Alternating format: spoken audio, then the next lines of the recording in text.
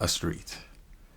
Enter Romeo, Mercutio, Benvolio, with 5 or 6 other maskers, torchbearers.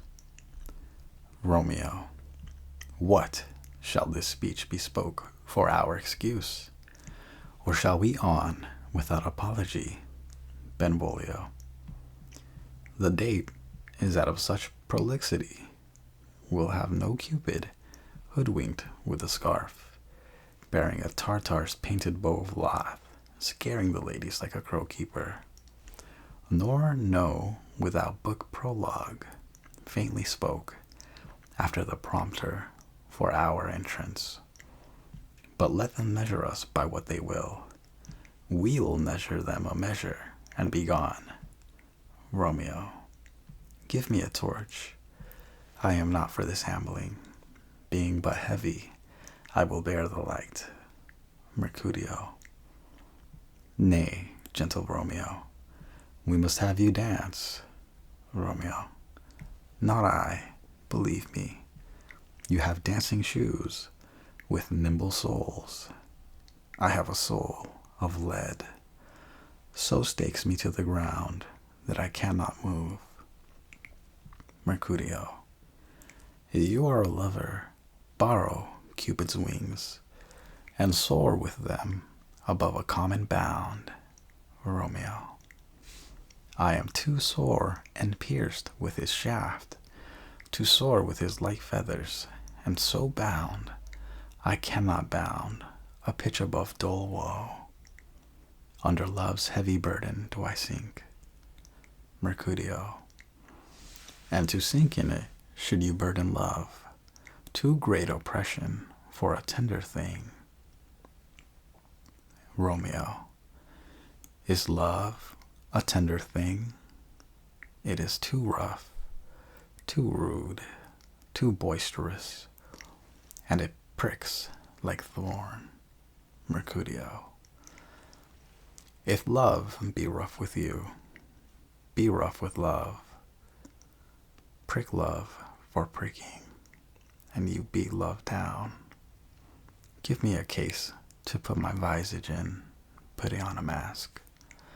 A visor for a visor, what care I? What curious eye doth quote deformities? Here are the beetle brows shall blush for me. Benvolio. Come, knock and enter, and no sooner in but every man betake him to his legs. Romeo. A torch for me, let wantons, light of heart, tickle the senseless rushes with their heels, for I am proverbed with a grandsire phrase. I'll be a candle holder and look on. The game was never so fair, and I am done. Mercutio. Tut, done's the mouse, the constable's own word. If thou art done, we'll draw thee from the mire of this Sir Reverence love, wherein thou stickest up to the ears. Come, we burn daylight, ho! Romeo. Nay, that's not so. Mercutio. I mean, sir, in delay, we waste our lights in vain, like lights by day. Take our good meaning, for our judgment sits 5 times in that ear, once in our 5 wits. Romeo. And we mean well in going to this mask, but 'tis no wit to go. Mercutio. Why, may one ask? Romeo. I dreamt a dream tonight. Mercutio. And so did I. Romeo. Well, what was yours? Mercutio. That dreamers often lie. Romeo. In bed asleep, while they do dream things true. Mercutio. Oh, then I see Queen Mab hath been with you. She is the fairy's midwife, and she comes in shape no bigger than an agate stone on the forefinger of an alderman, drawn with a team of little atomies athwart men's noses as they lie asleep.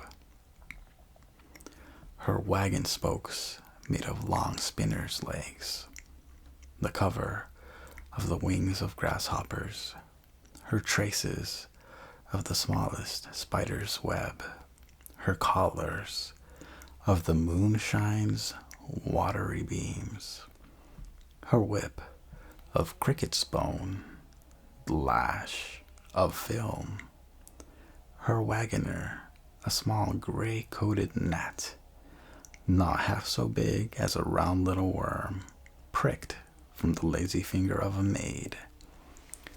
Her chariot is an empty hazelnut, made by the joiner squirrel or old grub. Time out, O mind, the fairies' coachmakers. And in this state she gallops night by night through lovers' brains, and then they dream of love over courtiers' knees that dream on curtsies straight, over lawyers' fingers who straight dream on fees, over ladies' lips who straight on kisses dream, which oft the angry mab with blisters plagues, because their breaths with sweetmeats tainted are. Sometimes she gallops over a courtier's nose, and then dreams he of smelling out a suit. And sometime comes she with a tithe pig's tail, tickling a parson's nose, as a lies asleep. Then dreams he of another benefice. Sometime she driveth over a soldier's neck, and then dreams he of cutting foreign throats, of breeches, ambuscadoes, Spanish blades, of healths 5 fathoms deep, and then anon drums in his ear, at which he starts and wakes, and, being thus frightened, swears a prayer or two, and sleeps again.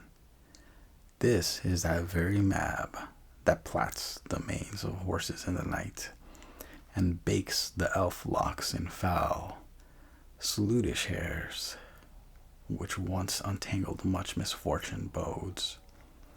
This is the hag, when maids lie on their backs, that presses them, and learns them first to bear, making them women of good carriage.